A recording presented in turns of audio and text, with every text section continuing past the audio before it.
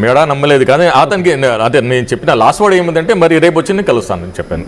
Okay, ఈ in between కన్వర్షన్లో ఏం చెప్పానంటే మీ ఫాదర్కి ఏం చెప్పాలి అది చెప్పు, మెసేజ్ నేను చెప్తాను.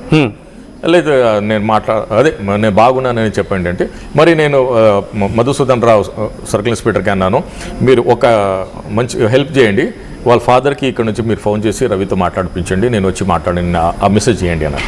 సరే చెప్తాను. మరి వాళ్ళకి కూడా నా నంబర్ ఇచ్చాను. ఏదైనా మీరు నాకు ఏదైనా కమ్యూనికేట్ చేయాలంటే మీరు చెప్పండి, నేను రేపు వరకు ఇక్కడ ఉంటాను. సేమ్ ఈరోజు 1 గంటకు నేను వెళ్ళాను, రేపు 1 గంటలకు కూడా వెళ్ళి నేను రవికి ఒకసారి మాట్లాడేసి నేను విజయవాడ వెళ్తాను సార్. మరి నేను Monday Kodikathi case maybe coming to the high court, దాని మీద ఏదన్నా. ఓకే, సో రవి మిమ్మల్ని కమ్యూనికేట్ చేయాలంటే అవకాశం ఉంటుందా? మీకు ఫోన్ చేసే అవకాశం ఉంది, ఎందుకంటే తనకు ఫోన్ లైన్ ఉండదు అండ్ పోలీస్ త్రూగానే మీకు కాంటాక్ట్ చేయాల్సి ఉంటుంది. సో ఇప్పుడు తను యాక్సెప్ట్ చేస్తాడు అనుకోవాలా లేదా యాక్సెప్ట్ చేయలేదు అనుకోవాలా అనేది క్లారిటీ అప్పుడు వచ్చేస్తుంది. సో ఆ కమ్యూనికేషన్ ఉంటుందా? యాజ్ అ లాయర్ 100% కమ్యూనికేషన్ ఉంటుంది. ఎందుకంటే ప్రతి కస్టడీలో ఉన్న ముద్దాయికి సిఆర్పిసి 41D ప్రొవైడ్ చేస్తుంది. మీరు ఏదైనా ఎప్పుడైనా లాయర్ వస్తే అతన్ని లీగల్ ఎయిడ్ ఇవ్వాలని. ఒకటి 50 సిఆర్పిసి ప్రకారం అతని లాయర్కి ముద్ద ఏదైనా చెప్తే కమ్యూనికేట్ చేయాలి. అప్పుడు పోలీస్ వాళ్ళే ఫోన్ చేసి మాకు చెప్తారు, మీ రవి ఏదో మాట్లాడుకున్నారు, వాళ్ళు మాట్లాడేసి మరి చేస్తాం ఫర్దర్.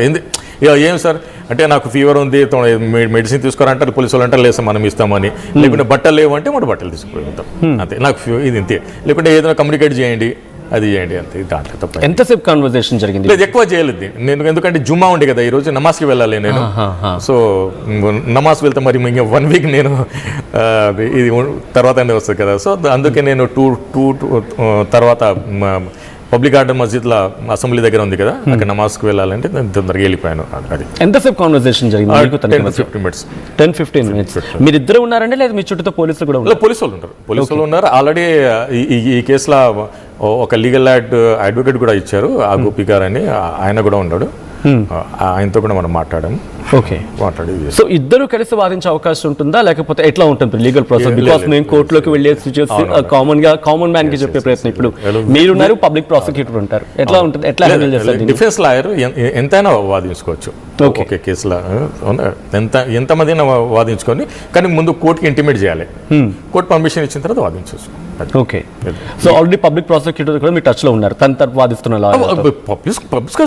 ఇంకా ఈజ్ ద పబ్లిక్ లాయర్ కదా, మేము ప్రైవేట్ లాయర్, ఆయన పబ్లిక్ లాయరింగ్ అంతే. ఓకే, సో ఆయన ఆల్రెడీ వాదిస్తున్నారు, మీరు జాయిన్ అయ్యారు కాబట్టి వన్స్ కమ్యూనికేట్ అయిన తర్వాత ఆ కేసు ఇంట్రెస్టింగ్ పాయింట్స్ ఏమనిపించాయి మీకు? అంటే దాదాపుగా తను తప్పు చేశాడు మాట వినిపిస్తుంది సార్. తప్పు అదే చెప్తాను కదా మై డియర్ సచిన్ గారు, తప్పు చేశాడా చేయలేదు, it is going to come true after trial.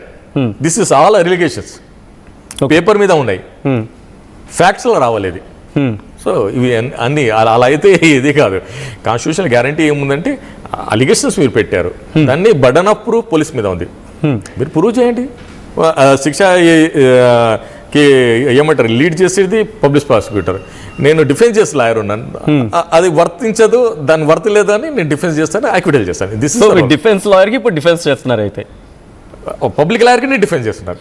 Okay, so Ravi కూడా డిఫెన్స్ చేస్తున్నారు సార్, 100% డిఫెన్స్ చేస్తారు. రేపు మీకు చేస్తాను, ఎవరు కావాలంటే చేస్తాను. సో తప్పు అని చెప్పట్లేదు మీరు? Yes, I never admit, I reiterate, నేను తప్పని కూడా మీరు చెప్పట్లేదు. చెప్పాను, అది ధర్మ యుద్ధం నాది. ఓకే, అది బట్ ఇక్కడ రైజ్ అవుతున్న క్వశ్చన్, ఆయన హ్యాక్ చేయడమో లేకపోతే ఈ సినిమాని పైరసీ చేయడం కరెక్ట్ కాదు కదా. సో దాన్ని ఎలా సమర్థిస్తారు అనేది పబ్లిక్ నుంచి వచ్చే common question. As an legal adviser గానో లేకపోతే లీగల్ ఎక్స్పర్ట్ గానో లేకపోతే అడ్వకేట్ గానో ఫెయిర్ అనిపిస్తుందా మీకు సపోర్ట్ చేయడం? సార్, వాళ్ళు చెప్పిన ఫ్యాక్ట్ ఎంత పడుతుంది అదే కదా నేను చెప్తున్నాను. ఓకే, ఈ పాయింట్కి వస్తున్నా. అసలు ఫ్యాక్ట్ ఏమనిపించింది మీకు? ఎందుకంటే మీరు అంటున్నారు దాంట్లో అది ఆరోపణ అని చెప్పి, నిజం కాదండి, అది ఆరోపణ అని చెప్పి రుజువు చేయాలంటే మీ దగ్గర ఉన్న ఆధారాలు ఏంటి? చాలా ఉన్నాయి, ఎందుకు లేదు చెప్పే ప్రయత్నం చేస్తాను. నేను అన్ని అన్ను. ఇప్పుడు ఇది లేదు, కరెక్ట్, నా దగ్గర ఆధారాలు ఏమన్నా ఇప్పుడు మనం ట్రయల్ చేయడం లేదు కదా.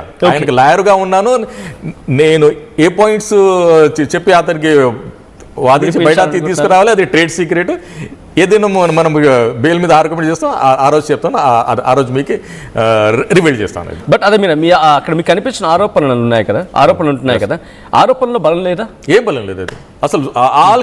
All section of law is bailable అసలు.